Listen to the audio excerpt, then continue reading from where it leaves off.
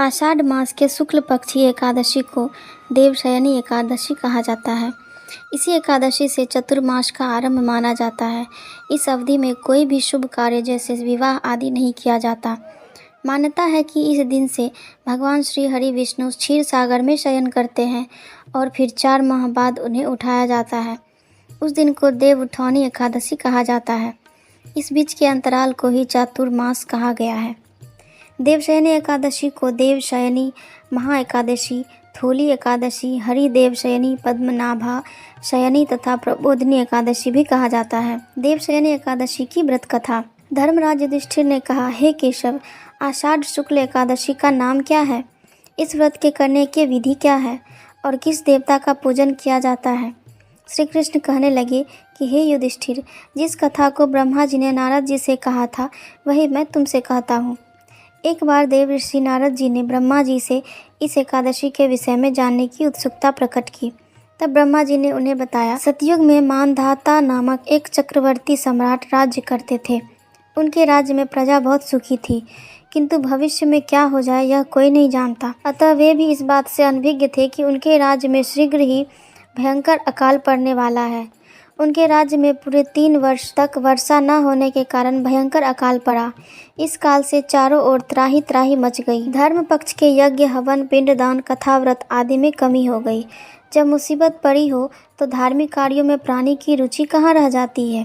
प्रजा ने राजा के पास जाकर अपनी वेदना की दुहाई दी। राजा तो इस स्थिति को लेकर पहले से ही दुखी थे। वे सोचने लगे कि आखिर मैंने ऐसा कौन सा पाप कर्म किया है जिसका दंड मुझे इस रूप में मिल रहा है। फिर इस कष्ट से मुक्ति पाने का कोई साधन करने के उद्देश्य से राजा सेना को लेकर जंगल की ओर चल दिए। वहाँ विचरण करते करते एक दिन वे ब्रह्मा जी के पुत्र अंगिरा ऋषि के आश्रम में पहुँचे और उन्हें साष्टांग प्रणाम किया। ऋषिवर ने आशीर्वचनोपरांत कुशल क्षेम पूछा। फिर जंगल में विचरने व अपने आश्रम में आने का प्रयोजन जानना चाहा। तब राजा ने हाथ जोड़कर कहा, महात्मन, सभी प्रकार से धर्म का पालन करता हुआ भी मैं अपने राज्य में दुर्भिक्ष का दृश्य देख रहा हूँ। आखिर किस कारण से ऐसा हो रहा है? कृपया इसका समाधान करें।